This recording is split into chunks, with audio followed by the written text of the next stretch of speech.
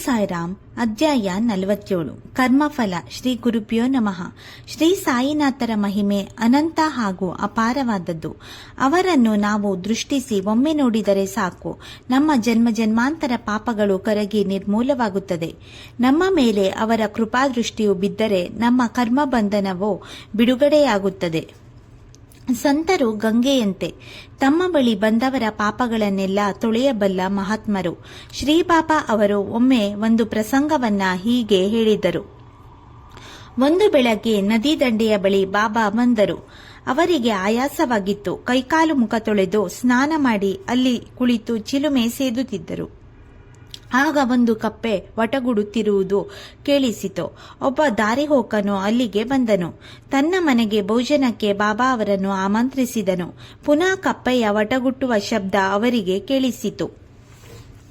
ದಾರಿಹೋಕನು ಇದೇನೆಂದು ಕೇಳಿದಾಗ ಬಾಬಾ ಹೇಳಿದರು, ಈ ಕಪ್ಪೆ ತನ್ನ ಪೂರ್ವಜನ್ಮದ ಕರ್ಮಫಲವನ್ನು ಅನುಭವಿಸುತ್ತಿದೆ. ಹಿಂದೆ ಮಾಡಿದ್ದುದನ್ನು ಅನುಭವಿಸಲೇಬೇಕು. ಇದರ ಬಗ್ಗೆ ದುಃಖಿಸಿ ಪ್ರಯೋಜನವಿಲ್ಲ. ಈಗ ನೋಡು, ಕಪ್ಪೆ ಹಾವಿನ ಬಾಯಿಗೆ ಸಿಕ್ಕಿದೆ ಎಂದರು. ಇನ್ನೇನು ಕಪ್ಪೆಯು ಹಾವಿನ ಬಾಯಿಗೆ ಸಿಕ್ಕು ಸಾಯುತ್ತದೆ ಎನ್ನುವಾಗ ಬಾಬಾ, ಅದು ಅಸಾಧ್ಯ. ಕಪ್ಪೆಯನ್ನು ರಕ್ಷಿಸಲು ನಾನು ಇಲ್ಲಿರುವಾಗ ಅದನ್ನು ಹೇಗೆ ಸಾಯಿಸಲು ಬಿಡುತ್ತೇನೆ ಎಂದರು.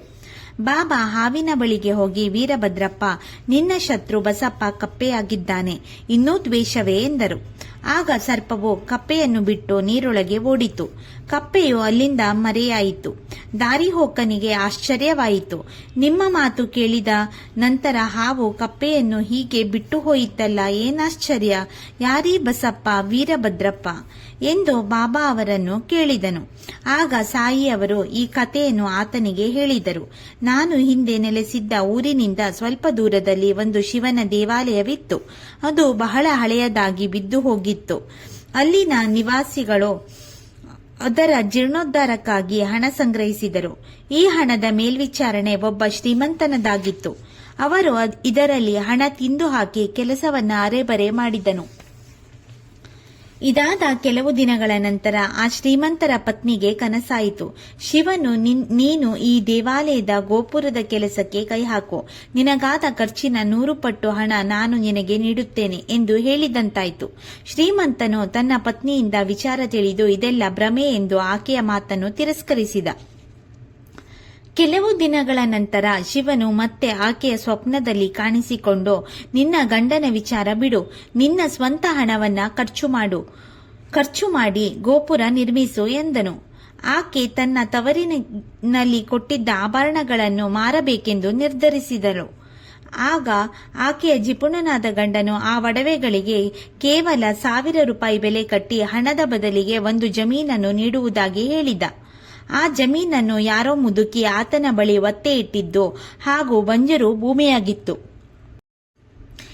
ಇದು ಆಭರಣಗಳ ಬದಲಿಗೆ ದೇವಾಲಯದ ವಶಕ್ಕೆ ಬಂದಿತು. ಕೆಲವು ದಿನಗಳಲ್ಲಿ ಸಿಡಿಲು ಬಡಿದು ಆ ಶ್ರೀಮಂತರ ಹೆಂಡತಿ ಹಾಗೂ ಮುದುಕಿ ಸತ್ತರು. ಆ ಜಿಪುಣನು ಮುಂದಿನ ಜನ್ಮದಲ್ಲಿ ವೀರಭದ್ರಪ್ಪ ಎಂಬ ಹೆಸರಿನಿಂದ ಜನ್ಮ ತಾಳಿದನು. ಆತನ ಹೆಂಡತಿ ಶಿವ ದೇವಾಲಯದ ಅರ್ಚಕನ ಮಗಳಾಗಿ ಜನಿಸಿದಳು. ಮುದುಕಿ ಚೆನ್ನಬಸಪ್ಪನೆಂಬ ಹೆಸರಿನಿಂದ ಹುಟ್ಟಿದಳು. ಅರ್ಚಕನ ಮಗಳಾದ ಗೌರಿಯನ್ನು ವೀರಭದ್ರಪ್ಪನಿಗೆ ಮದುವೆ ಮಾಡಿ ಕೊಡಲಾಯಿತು. ಆದರೆ ಅವನಿಗೆ ಈ ಜನ್ಮದಲ್ಲೂ ಲೋಭ ಕಡಿಮೆಯಾಗಿರಲಿಲ್ಲ. ಸ್ತ್ರೀಧನವಾಗಿ ಬಂದಿದ್ದ ಆ ಜಮೀನಿಗೆ 1 ಲಕ್ಷ ರೂಪಾಯಿ ಬೆಲೆ ಸಿಕ್ಕಿತು. ಬಾಬಾ ಅವರು ಗೌರಿಗೆ ಇದರ ಹಣ ಬರಬೇಕೆಂದು ತೀರ್ಮಾನಿಸಿದಾಗ ಆಕೆಯ ಪತಿ ಹೆಂಡತಿಯನ್ನು ತೆಗಳಿ ಬಾಬಾ ಅವರನ್ನು ಬೈದನು. ಆ ರಾತ್ರಿ ಶಿವನು ಗೌರಿಯ ಕನಸಿನಲ್ಲಿ ಕಾಣಿಸಿಕೊಂಡು, ಈ ಹಣ ಪೂರ್ಣವಾಗಿ ನಿನ್ನದೇ, ಇದನ್ನು ಯಾರಿಗೂ ಕೊಡಬೇಡ. ಚೆನ್ನಬಸಪ್ಪನು ಭೇಟಿ ಮಾಡು, ಹಣದಲ್ಲಿ ಸ್ವಲ್ಪ ಭಾಗ ದೇವಾಲಯಕ್ಕೆ ವಿನಿಯೋಗಿಸು, ನಿನ್ನ ಖರ್ಚಿಗೆ ಬಾಬಾ ಅವರ ಸಲಹೆ ತೆಗೆದುಕೋ ಎಂದು ನುಡಿದನು. ಗೌರಿಯು ಈ ಬಗ್ಗೆ ಬಾಬಾ ಅವರ ಸಲಹೆ ಕೇಳಿದಳು. ಬಾಬಾ, ಅಸಲು ನೀನೇ ಇಟ್ಟಿಕೋ, ಬಡ್ಡಿಯಲ್ಲಿ ಅರ್ಧ ಭಾಗ ಚೆನ್ನಬಸಪ್ಪನಿಗೆ ಕೊಡು, ವೀರಭದ್ರಪ್ಪನಿಗೆ ಇದರಲ್ಲಿ ಯಾವ ಹಕ್ಕೂ ಇಲ್ಲ ಎಂದರು. ಈ ವಿಷಯ ವೀರಭದ್ರಪ್ಪನಿಗೆ ತಿಳಿದಾಗ ಆತನು ಚೆನ್ನಬಸಪ್ಪನೊಡನೆ ಜಗಳವಾಡುತ್ತಾ ಬಾಬಾ ಅವರ ಬಳಿ ಬಂದನು. ಅವರು ಆತನನ್ನು ಸಮಾಧಾನಪಡಿಸಲು ಯತ್ನಿಸಿದರು. ಚೆನ್ನಬಸಪ್ಪ, ಬಾಬಾ ನನ್ನನ್ನು ರಕ್ಷಿಸಿ ಎಂದು ಮೊರೆ ಹೊಕ್ಕನು. ಕೆಲ ಕಾಲದ ನಂತರ ಇಬ್ಬರು ಮೃತರಾದರು. ಈಗ ಚೆನ್ನಬಸಪ್ಪ ಕಪ್ಪೆಯಾಗಿಯೋ ವೀರಭದ್ರಪ್ಪನು ಹಾವಾಗಿಯೋ ಜನ್ಮ ತಾಳಿದರು. ಚೆನ್ನಬಸಪ್ಪನಿಗೆ ನೀಡಿದ ರಕ್ಷಣೆಯ ಭರವಸೆಯನ್ನು ಬಾಬಾ ಪಾಲಿಸಿದರು.